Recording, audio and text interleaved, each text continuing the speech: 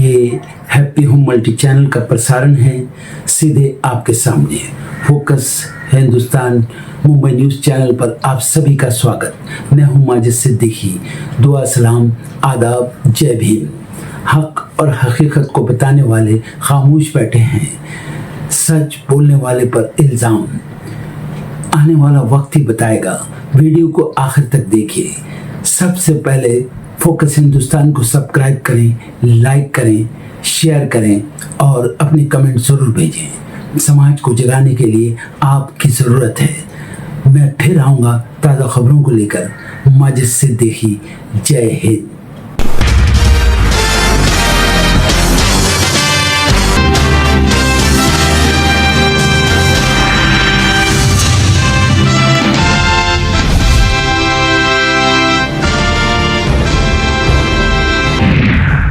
कर्नाटक के मुख्यमंत्री के तौर पर आज डीके शिव कुमार लेंगे शपथ। लोकसभा में विपक्षी नेता राहुल गांधी समेत कई बड़े नेता होंगे शामिल। 4 बजे होगा कार्यक्रम। पहली सूची में मंत्रियों की संख्या पर सस्पेंस। सीएम पद छोड़ने के बाद सिद्धारमैया का बढ़ा कद, मिली बड़ी जिम्मेदारी, बनाया गया सीडब्ल्यूसी का सदस्य। कांग्रेस सांसद राहुल गांधी का बड़ा हमला, कहा सीबीएसई अध्यक्ष ट्रांसफर, सीबीएसई सचिव ट्रांसफर, एक संसदीय जांच समिति गठित और असल जिम्मेदार धर्मेंद्र प्रधान सुरक्षित। कांग्रेस सांसद राहुल गांधी ने सार्थक संग शेयर की तस्वीर, कहा सार्थक अपने सिद्धांतों पर अडिग रहे। सार्थक ने सीबीएसई मूल्यांकन पर उठाया था सवाल। कॉकरोच जनता पार्टी के समर्थन में आए सोशल एक्टिविस्ट सोनम वांगचुक, कहा शिक्षा मंत्री ने इस्तीफा नहीं दिया तो 6 जून को जंतर मंतर पर प्रदर्शन में होंगे शामिल। पटना में खान सर की कोचिंग में मारपीट, तोड़फोड़, गार्ड घायल। खान सर बोले फायरिंग भी हुई, दूसरे कोचिंग वालों ने उड़ाने की दी थी धमकी। हमले के बाद खान सर का कोचिंग सेंटर बंद, सड़क पर बैठे स्टूडेंट्स। फायरिंग की बात से पलटे टीचर, बोले आज नहीं होगी पढ़ाई।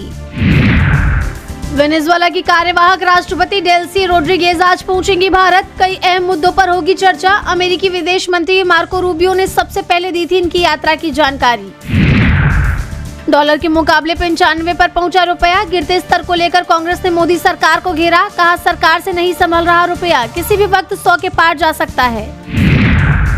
ईरान जंग के बीच वैश्विक संकट से निपटने के लिए आरबीआई ने $12 अरब मूल्य का सोना बेचा। ब्लूमबर्ग की रिपोर्ट में दावा, भड़के आप संयोजक अरविंद केजरीवाल, कहा क्या सरकार इतनी ज्यादा हो गई है कंगाल। हिट एंड रन का जमाना गया, ईरान की आईआरजीसी ने लिया बदला। अमेरिकी सेना की 5वीं फ्लीट के हेडक्वार्टर पर मिसाइल और ड्रोन से किया हमला। 3 महीने बाद सुपुर्दे खाक होंगे ईरान के दिवंगत सर्वोच्च नेता आयतुल्लाह अली खामेनेई। आखिरी विदाई देने पहुंचेंगे 2 करोड़ लोग। 3 दिन का राजकीय शोक घोषित। 60 सेकंड में 4 मिसाइल, रूसी हमलों से दहला यूक्रेन। कीव में भयानक तबाही, 22 लोगों की गई जान और दर्जनों घायल। जापान के कावगोई शहर में बनी मस्जिद को गिराने की तैयारी, बिना इजाजत गैर कानूनी तरीके से निर्माण के लगे आरोप। इसी साल अप्रैल में पाकिस्तानी राजदूत हमीद की मौजूदगी में हुआ था उद्घाटन। बांग्लादेश की बड़ी जीत, विदेश मंत्री खलीलुर रहमान चुने गए यूएनजीए अध्यक्ष। भारत पाकिस्तान ने दी बधाई। रूसी तेल खरीदने की छूट जल्द होगी खत्म। अमेरिकी विदेश मंत्री मार्को रूबियो का बयान, भारत की बढ़ सकती है टेंशन। बाजार के उतार चढ़ाव से डरे निवेशक, नए पंजीकरण से ज्यादा बंद हुए एसआईपी के खाते, लेकिन पुराने और अनुभवी निवेशकों ने बढ़ाई निवेश की राशि। सुरक्षित भुगतान के लिए एआई कवच तैयार कर रहा है आरबीआई। स्वदेशी प्रणाली की जा रही है विकसित, अब डेटा की भी होगी सुरक्षा। इंजीनियरिंग कृषि उपकरणों पर यूएस का बड़ा फैसला, 25% से घटाकर 15% किया टैरिफ। जीटीआरआई ने कहा भारतीय निर्यातकों को मिलेगा मामूली लाभ। महाराष्ट्र सरकार ने खरीदा 23 मंजिला एयर इंडिया भवन। 1601 करोड़ रुपए में हुआ समझौता। मुख्यमंत्री देवेंद्र फडणवीस रहे मौजूद। जय गणेश जय गणेश जय गणेश देवा। जय गणेश जय गणेश जय गणेश देवा। माता जाकी पार्वती पिता महादेवा। माता जाकी पार्वती पिता महादेवा।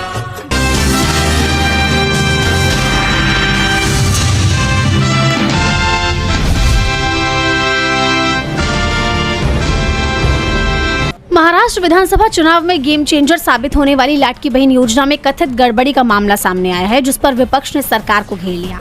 क्योंकि जिस लाडकी बहन योजना को शुरू कर सरकार ने फटाफट महिला लाभार्थियों के खाते में पैसे डाले थे, उस योजना से अब 80 लाख महिलाओं के नाम हट गए हैं। 80 लाख महिलाओं को लाडली बहन योजना से अपात्र घोषित कर दिया गया है। इस मुद्दे पर विपक्ष ने सरकार को घेर लिया, कई सवाल खड़े कर दिए हैं, जिससे सरकार की परेशानी बढ़ती हुई दिखाई दे रही है। इस मामले में शिवसेना यूबीटी सांसद संजय राउत ने तो सरकार को आड़े हाथों ले लिया। उन्होंने इस मामले में तत्कालीन सीएम एकनाथ शिंदे और दोनों उप मुख्यमंत्रियों के खिलाफ मामला दर्ज कराने की मांग की है।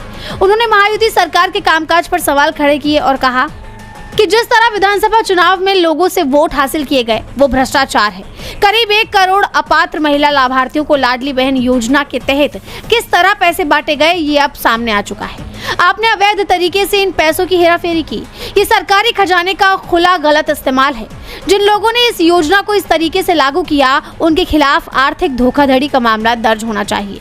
बैंक में 500 रुपए की भी गड़बड़ी हो जाए तो संबंधित अधिकारियों को बर्खास्त कर दिया जाता है। इसके साथ ही संजय राउत ने एक बड़ी मांग भी कर दी है। उन्होंने कहा है कि एकनाथ शिंदे, देवेंद्र फडणवीस और अजीत पवार ने जनता के खजाने का गलत इस्तेमाल करके अपात्र महिलाओं को पैसे दिए और वोट खरीदने का काम किया। इसीलिए चुनाव ही रद्द हो जाना चाहिए। संजय राउत ने कहा कि 80 लाख से ज्यादा अपात्र महिलाओं को सरकारी खजाने से पैसे दिए गए, ये साबित हो चुका है। शिवसेना नेता यही नहीं रुके, उन्होंने आगे कहा, इन तीनों दलों की संपत्ति जब्त करके करीब 17,540 करोड़ रुपए इन तीनों प्रमुख नेताओं से वसूल किए जाने चाहिए। ये जनता का पैसा है, आपकी जेब का नहीं। ये पैसा आपकी खेती या निजी संपत्तियां बेचकर नहीं आया था। आपने अपने राजनीतिक स्वार्थ के लिए ये पैसा बांटा, इसीलिए चुनाव ही रद्द किया जाना चाहिए। इस मामले में इस त्रिमूर्ति के खिलाफ सरकारी धन के गलत इस्तेमाल का मामला दर्ज किया जाना जरूरी है। लेकिन ये मोदी युग है, अगर मोदी युग में ये मामला दर्ज होता है तो हम उसका स्वागत करेंगे। संजय राउत ने बड़ी मांग कर दी है। पूरे चुनाव को रद्द करने की मांग संजय राउत कर रहे हैं। साफ है कि बीजेपी की जीत सवालों के घेरे में आ गई है, क्योंकि विपक्ष बीजेपी पर महिलाओं को पैसे बांटकर साधने के आरोप लगाता आया है। चाहे बिहार की बात की जाए या महाराष्ट्र की, विपक्ष ने इस मुद्दे को जमकर उजागर किया है। इसके साथ ही चुनावों में धांधली की बात भी विपक्ष करता आया है, नतीजों पर सवाल खड़े करता रहा है और अब एक बार फिर महिलाओं के मुद्दे पर महाराष्ट्र की एनडीए सरकार बुरी तरह घिर गई है। अब सवाल ये है कि क्या मोदी सरकार में उनके सहयोगियों पर मामला दर्ज किया जाएगा, कोई एक्शन लिया जाएगा? क्योंकि विपक्ष का कहना है कि मोदी युग में उनके सहयोगियों पर कोई एक्शन नहीं लिया जाता। अब देखना होगा कि सरकार क्या फैसला करती है।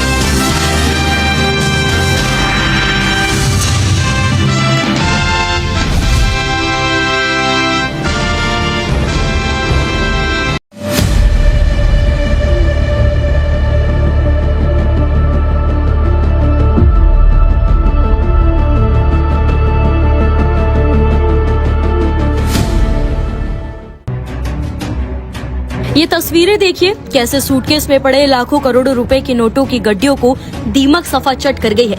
ये तस्वीरें बंगाल के कॉलेज से सामने आई है। स्क्रीन पर देखिए किस तरीके से ये नोट खराब हो चुके हैं कि इन्हें पहचान पाना भी बेहद मुश्किल है। देखने में तो ऐसा लगता है कि ये रकम जो है सालों तक ऐसे ही पड़ी रही और दीमक नोटों को चाटती रही। कोलकाता के सुरेंद्रनाथ कॉलेज में मिले इन दीमक लगे नोटों ने अब बड़ा राजनीतिक और प्रशासनिक विवाद खड़ा कर दिया है। सवाल सिर्फ इतना नहीं है कि ये पैसा कितना था, सवाल ये है कि आखिर कॉलेज के कमरों में नोटों से भरे सूटकेस पहुंचे कैसे और इतने दिनों तक किसी को भी इसकी कानो कान कोई खबर क्यों नहीं लगी।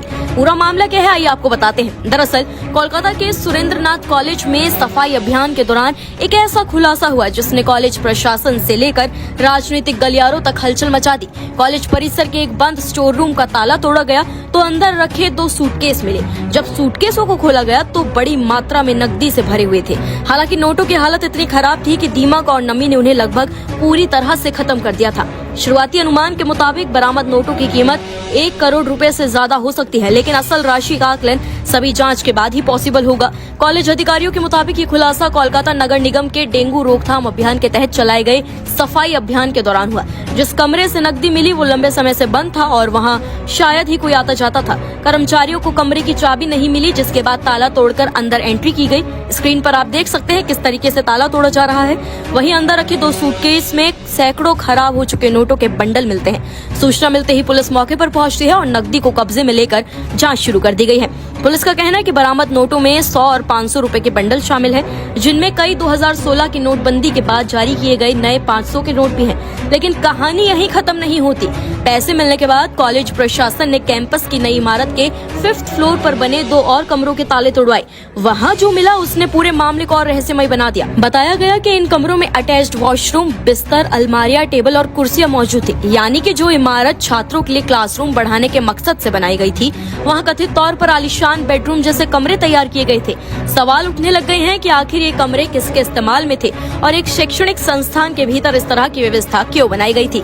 यानी जो इमारत छात्रों के लिए क्लासरूम बढ़ाने के मकसद से बनाई गई थी, वहाँ कथित तौर पर आलीशान बेडरूम जैसे कमरे तैयार किए गए। सवाल उठने लग गए हैं कि आखिर ये कमरे किसके इस्तेमाल में थे और एक शैक्षणिक संस्थान के भीतर इस तरह की व्यवस्था क्यों बनाई गई थी, क्योंकि जिन कमरों का इस्तेमाल क्लासरूम विस्तार के लिए होना था, क्लासरूम बच्चों के लिए बनाए जाने थे, वो कथित तौर पर रहने लायक कमरों में तब्दील नजर आए। यही नहीं, कॉलेज परिसर के एक अन्य यूनियन रूम में हथियार मिलने की बात भी सामने आई है, जिसका वीडियो भी अब सोशल मीडिया पर वायरल है। इसके अलावा छत पर बड़ी संख्या में खाली शराब की बोतल्स मिलने का दावा किया गया, जिससे पूरे मामले ने और गंभीर रूप ले लिया। कॉलेज प्रशासन का ये कहना है कि उन्हें इन कमरों के इस तरह इस्तेमाल होने की जानकारी नहीं थी। डे शिफ्ट के टीचर इंचार्ज पूर्णेंदु प्रकाश पाल ने सवाल उठाया है कि जब कॉलेज में कक्षाओं के लिए जगह की कमी है, तो शैक्षणिक भवन में बेडरूम जैसी व्यवस्था कैसे और किसके लिए बनाई गई।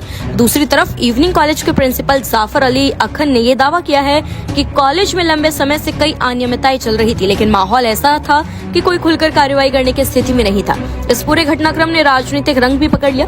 भाजपा ने सीधे तौर पर तृणमूल छात्र परिषद यानी कि TMCP पर सवाल उठाए हैं। भाजपा नेताओं और कॉलेज के कुछ कर्मचारियों ने आरोप लगाया है कि कॉलेज के पूर्व छात्र संगठन और तृणमूल कांग्रेस से जुड़े कई लोगों को इस पूरे मामले से संबंध हो सकता है। भाजपा विधायक सजल घोष पहले भी कॉलेज फेस्ट के नाम पर कथित चंदा वसूली और वित्तीय अनियमितताओं के आरोप लगाते रहे हैं। अब नकदी मिलने की घटना के बाद उन्होंने पूरे मामले की निष्पक्ष जांच की मांग की है। दूसरी तरफ जिन नेताओं और पदाधिकारियों के नाम इस मामले में लिए जा रहे हैं, उन्होंने सभी आरोपों को सिरे से खारिज कर दिया है। उनका कहना है कि ये राजनीतिक बदनाम करने की कोशिश है और उन्हें बरामद पैसे या कमरों के बारे में कोई जानकारी नहीं है। उनका दावा है कि सच्चाई सामने आने तक किसी निष्कर्ष पर पहुंचना गलत होगा। फिलहाल सबसे बड़ा सवाल यही है कि करोड़ों रुपए की कथित नकदी कॉलेज के एक बंद कमरे तक कैसे पहुंची, वहां कब से रखी थी और इतने लंबे समय तक किसी की नजर उस पर क्यों नहीं पड़ी। अगर नोटों में नोटबंदी के बाद जारी किए गए नोट भी शामिल है, तो ये रकम वहां कितने समय से थी, ये भी जांच का टॉपिक बन गया है। साथ ही ये भी पता लगाया जा रहा है कि इन कमरों का इस्तेमाल आखिर किस मोटिव से किया जा रहा था। फिलहाल पुलिस ने बरामद नकदी को कब्जे में लेकर जांच शुरू कर दी है। नोटों की गिनती, उनकी असल कीमत और उनके स्रोत का पता लगाने की कोशिश चल रही है। लेकिन कोलकाता के सुरेंद्रनाथ कॉलेज से निकली ये कहानी अब सिर्फ दीमकों द्वारा खाए गए नोटों की कहानी नहीं रही, ये उस रहस्य की कहानी बन चुकी है जिसने शिक्षा संस्थान, छात्र राजनीति और कथित आर्थिक अनियमितताओं पर एक साथ कई सवाल खड़े किए हैं। क्योंकि यहाँ सिर्फ एक सूटकेस नहीं खुला है, बल्कि उन सवालों का पिटारा भी खुल चुका है जिनका जवाब अब पूरे बंगाल के साथ साथ पूरे देश को चाहिए। फिलहाल आप इस खबर पर क्या कुछ कहना चाहेंगे, कमेंट्स में हमें अपनी राय जरूर दें।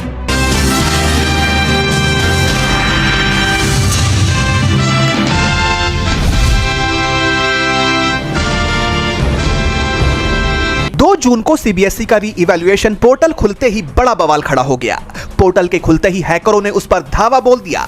सिर्फ 2 मिनट के अंदर 15 लाख से ज्यादा बार इस पोर्टल को हैक करने की कोशिश की गई। दरअसल 2 जून को सीबीएसई ने 12वीं के छात्रों के लिए एक पोर्टल खोला था। इसे पहले 29 मई को खोलना था, लेकिन देरी के चलते बाद में खोला गया। खुलते ही इस पर साइबर अटैक हो गया। हैकरों ने 1 लाख से ज्यादा बार फाइलों को बिना इजाजत देखने की कोशिश की।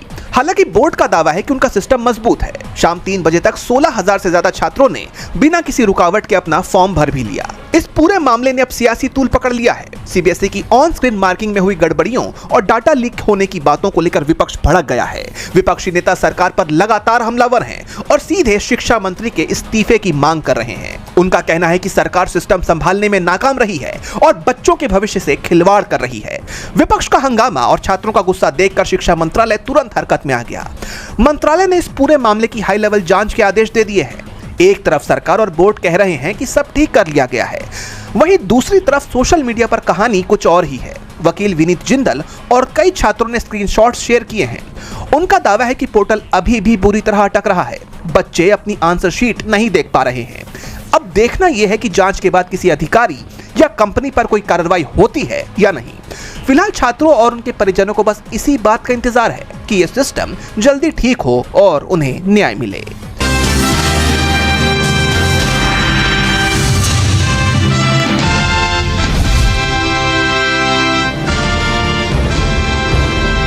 तमिलनाडु में बीजेपी को बड़ा झटका लगा है। राज्य के पूर्व प्रदेश अध्यक्ष रहे अन्नामलाई के बीजेपी छोड़ने की अटकलों के बीच अब ये साफ हो गया है कि वो पार्टी से अलग हो रहे हैं।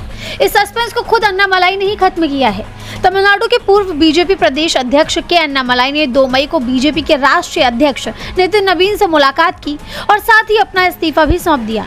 जानकारी के अनुसार बीजेपी के राष्ट्रीय अध्यक्ष नितिन नवीन और संगठन सचिव बीएल संतोष के साथ अहम बैठक में अन्नामलाई ने कथित तौर पर पार्टी से अच्छे संबंधों के साथ अलग होने की इच्छा जताई है।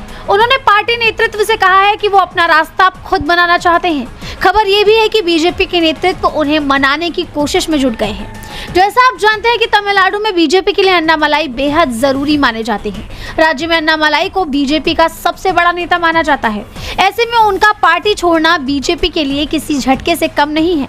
बीजेपी से उनकी नाराजगी की वजह हाल ही में हुए तमिलनाडु विधानसभा चुनाव में बीजेपी और एआईएडीएमके का गठबंधन बताया जा रहा है। कहा जा रहा है कि अन्नामलाई बीजेपी और एआईएडीएमके के गठबंधन के खिलाफ थे। एआईएडीएमके प्रमुख पलानीस्वामी के दबाव के चलते बीजेपी ने अन्नामलाई को किनारे तक लगा दिया था, लेकिन अब अन्नामलाई खुद ही पार्टी से किनारे हो गए हैं। हालांकि बीजेपी के आला कमान अन्नामलाई को मनाने की कोशिश में जुटे हुए हैं और उन्हें वापस लाने की पूरी तैयारी कर रहे हैं, लेकिन पूर्व बीजेपी प्रदेश अध्यक्ष ने अपना रुख पूरी तरह से साफ कर दिया है।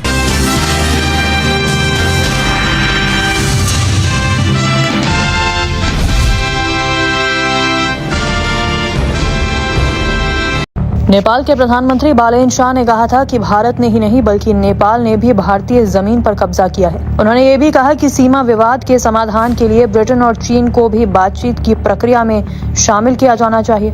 अब इसके बाद भारत के विदेश मंत्रालय की तरफ से भी पलटवार सामने आ गया है। बता दें कि बालेन शाह का यह बयान ऐसे समय में आया था जब नेपाल में सीमा से जुड़े मुद्दे हमेशा से भावनात्मक और राजनीतिक विषय रहे हैं।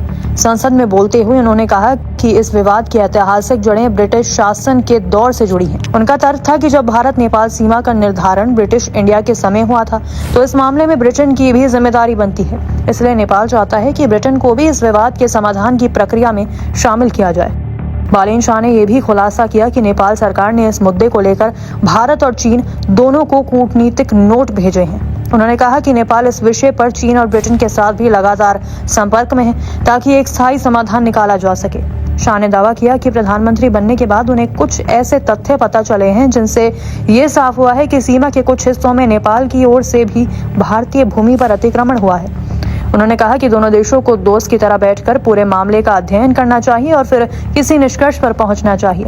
हालांकि उनके इस बयान ने भारत में राजनीतिक और कूटनीतिक हलकों में नई बहस छेड़ दी है। बालेन शाह के बयान की कुछ ही समय बाद भारत के विदेश मंत्रालय ने अपनी प्रतिक्रिया दी। विदेश मंत्रालय के प्रवक्ता रणधीर जायसवाल ने बेहद साफ शब्दों में कहा कि भारत नेपाल सीमा का लगभग 98% हिस्सा निर्धारित हो चुका है। फिर भी कुछ हिस्सों में कुछ मसले हैं जिसको सुलझाना बाकी है। गंडक नदी के बहाव में परिवर्तन होने के कारण ये स्थिति उत्पन्न हुई है। इसके अतिरिक्त सीमा के निर्धारित हिस्सों में सीमा पार कब्जे और नो मैन्स लैंड पर अतिक्रमण के मामले भी हैं, जिसका संयुक्त रूप से मानचित्रण किया जा रहा है। हमने सीमा संबंधित सभी मामलों से निपटने के लिए द्विपक्षीय तंत्र स्थापित किए हैं। सभी संबंधित पक्षों को यह स्पष्ट होना चाहिए कि भारत और नेपाल के बीच जो भी द्विपक्षीय मामले हैं उसमें किसी तरह से तीसरे पक्ष की कोई भूमिका नहीं है। गंडक नदी बिहार के पश्चिम चंपारण जिले और नेपाल के सुस्ता क्षेत्र के बीच प्राकृतिक सीमा का काम करती है, लेकिन सालों से नदी अपना मार्ग बदलती रही है। जब नदी का बहाव बदलता है तो उसके साथ सीमा की स्थिति भी बदल जाती है। परिणाम स्वरूप कई बार ऐसी जमीन जो पहले एक देश की सीमा में थी, नदी का रास्ता बदलने के बाद दूसरे देश की ओर दिखाई देने लगती है। इसी कारण कई बार किसानों और स्थानीय लोगों के बीच भ्रम की स्थिति पैदा हो जाती है। कुछ क्षेत्र में नेपाल के किसान भारतीय सीमा में दिखाई देने वाली जमीन पर खेती करते हैं, जबकि कुछ जगहों पर भारतीय किसान नेपाल के अधिकार क्षेत्र में माने जाने वाली भूमि पर खेती करते नजर आते हैं। भारत का कहना है कि इसे सैन्य कब्जा या राजनीतिक अतिक्रमण के रूप में नहीं देखा जाना चाहिए, बल्कि ये एक भौगोलिक और प्राकृतिक समस्या है। भारत और नेपाल के बीच सबसे बड़ा और संवेदनशील विवाद कालापानी, लिपुलेख और लिम्पियाधुरा क्षेत्रों को लेकर रहा है। नेपाल इन इलाकों को अपना हिस्सा बताता है, जबकि भारत का कहना है कि ये क्षेत्र उत्तराखंड राज्य के अंतर्गत आते हैं और ऐतिहासिक रूप से भारतीय प्रशासन के नियंत्रण में रहे हैं। साल 2020 में नेपाल ने नया राजनीतिक नक्शा जारी कर इन क्षेत्रों को अपने नक्शे में शामिल किया था, जिसके बाद दोनों देशों के संबंधों में भी तनाव बढ़ गया था। हालांकि दोनों देशों ने समय समय पर बातचीत के जरिए तनाव कम करने की कोशिश भी की है। भारत का रुख हमेशा यही रहा है कि सीमा विवादों का समाधान आपसी संवाद और कूटनीतिक प्रक्रिया के जरिए ही होना चाहिए। रणधीर जायसवाल ने कहा कि जिन इलाकों में सीमा निर्धारण के बाद भी विवाद या अतिक्रमण के मामले सामने आते हैं, वहां दोनों देशों की संयुक्त टीमें सर्वेक्षण और मैपिंग का काम कर रही हैं। नो मैंस लैंड और सीमा पार कब्जों से जुड़े मामलों की भी संयुक्त रूप से जांच की जा रही है, ताकि वास्तविक स्थिति साफ हो सके। भारत की प्रतिक्रिया से ये साफ हो गया है कि नई दिल्ली किसी भी हालत में सीमा विवाद के समाधान के लिए चीन, ब्रिटेन या किसी अन्य तीसरे पक्ष को स्वीकार करने के मूड में नहीं है। फिलहाल दोनों देशों के बीच सीमा विवाद एक बार फिर चर्चा का विषय बन गया है। एक तरफ नेपाल अंतर्राष्ट्रीय स्तर पर समर्थन जुटाने की कोशिश करता दिखाई दे रहा है, तो दूसरी तरफ भारत साफ कर चुका है कि इस मुद्दे का समाधान केवल दिल्ली और काठमांडू के बीच सीधी बातचीत से ही संभव है। आने वाले दिनों में ये देखना दिलचस्प होगा कि दोनों देश इस संवेदनशील मुद्दे को किस दिशा में आगे बढ़ाते हैं।